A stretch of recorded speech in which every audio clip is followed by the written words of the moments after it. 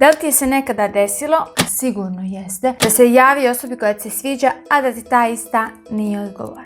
I sve to nakon što si pretražio brda i doline da bi došao do njenog broja ili da bi je našao na nekoj od društvenih mreža. Nažalost, ovakve poruke većinom završavaju samo na sinu. Mislim, ako uopšte i budu otvorene. Čak i da dobiješ odgovor, taj isti je uglavnom ograničen.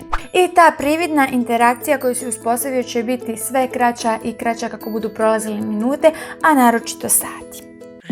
Ako ti se desilo, a sigurno jeste, mislim da ne postoji osoba kojoj se to nije desilo, onda si, amigo mio, na pravome mjestu. Ne samo da ću ti... Mici? Ne samo da ću ti otkriti 4 jako efikasne formule koje će ti pomoći pri tom prvom kontaktu, nego ću ti objasniti i princip na kojem funkcionišu, zato ostani do kraja jer ovo što ćeš čuti u nastavku će ti biti od jako velike pomoći. Jel' tako? Jel' tako? Oh, yo también te quiero.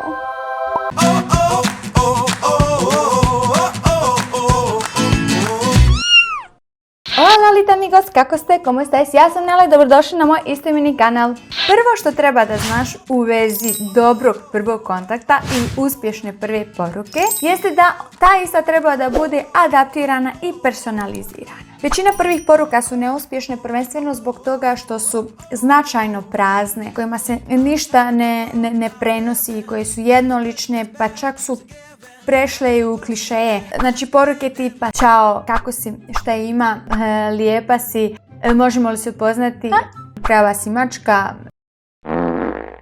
Nikad, ali nikad više nemojte da šaljete takve poruke. Bez obzira da li se po prvi put javljate nekoj osobi ili je to osoba s kojom se redovno čujete, mislim, ako ćete se javljati, javljajte se sa nečim konkretnim, ali ne tako tim nekakvim šupljim porukama. Ako želiš probuditi želju kod osobe da te upozna i da priča sa tobom, onda moraš uraditi 2 stvari. S jedne strane da joj izgledaš poseban i sa druge strane da ona osjeća da je ona tebi posebna.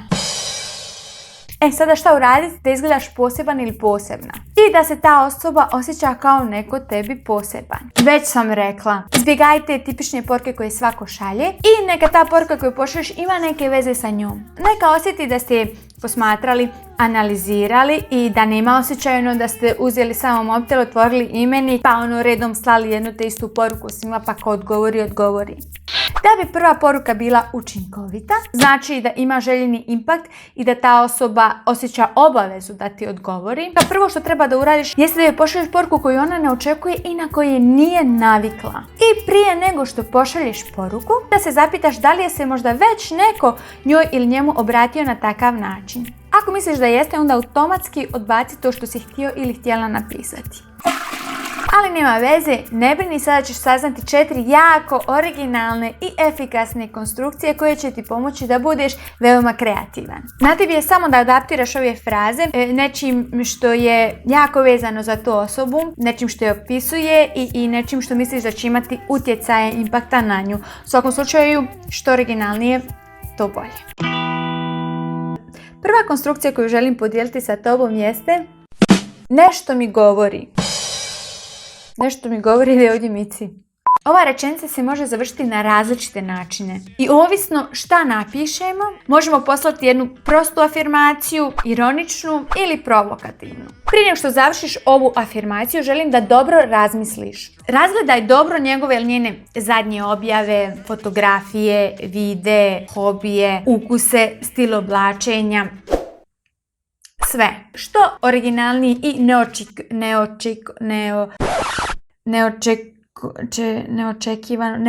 neočekivaniji. Što originalniji i neočekivaniji bude kraj rečenice, to će efektivnija biti poruka. Na primjer, vidiš da djevojka koja ti se sviđa voli životinje. Ti joj možeš napisati nešto kao: nešto mi govori da ti više voliš životinje nego ljude.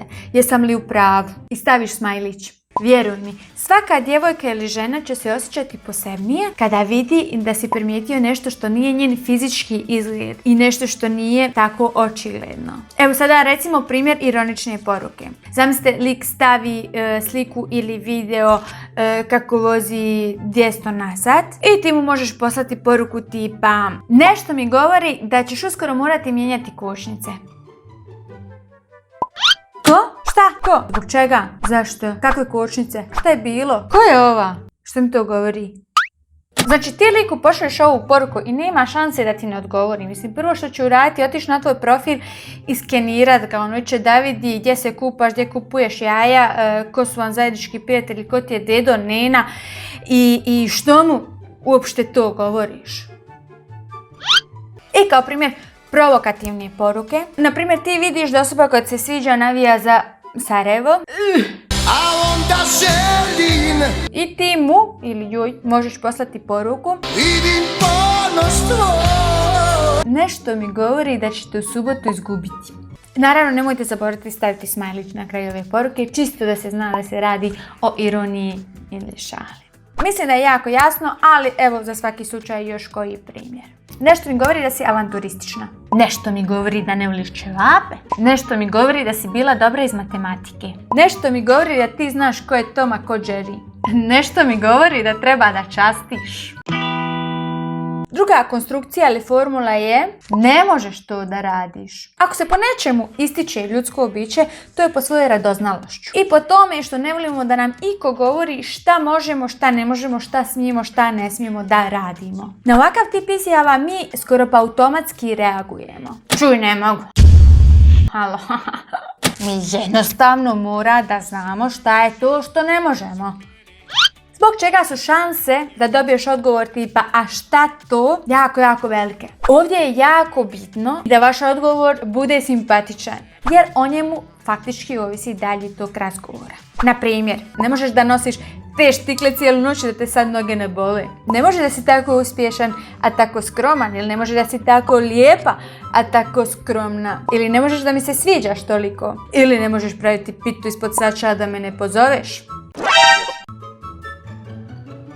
Ova poruka je idealna za nekoga ko ti se sviđa i za koga misliš da bi se i ti njemu mogao ili mogla se sviđati. Mislim, zamisli sada da te doda na neku društvenu mrežu, ali da ti se ne javi. Ti možeš poslati ovu poruku, ne možeš da to radiš i kada ti on odgovori sa to ne mogu, šta, ti mu možeš napisati nešto kao: pa ne možeš da me dodaš i da očekuješ da ti se ja prvi javim ili prva javim. Ili ne možeš da čekaš toliko da mi se javiš.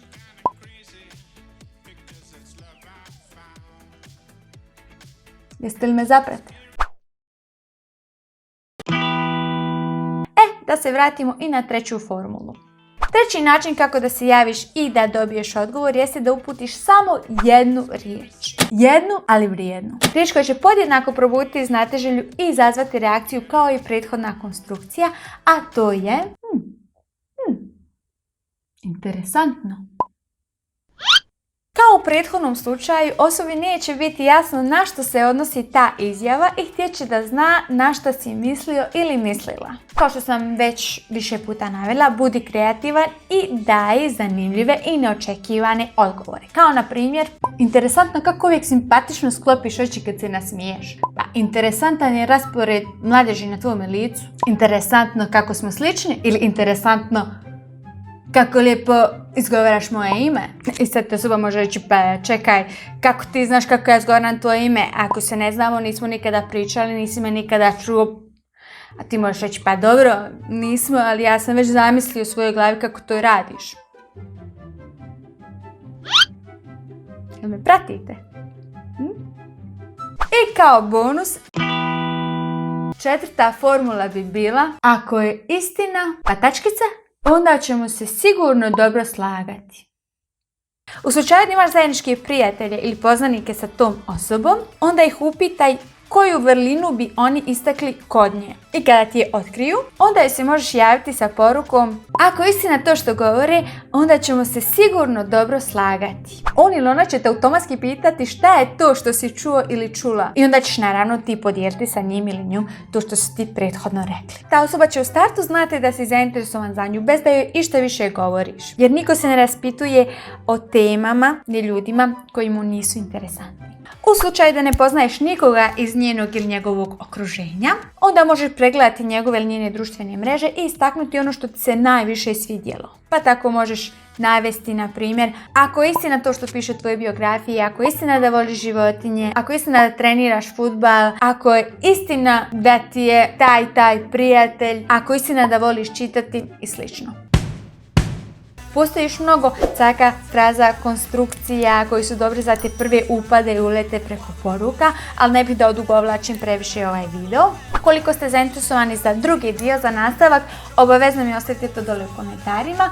Do tada, Mici, ja vam šaljemo veliki zagrljaj i puno ljubavi. Puno ljubavi vam šaljemo. Vidimo se uskoro. Bebe, I love you. Bye.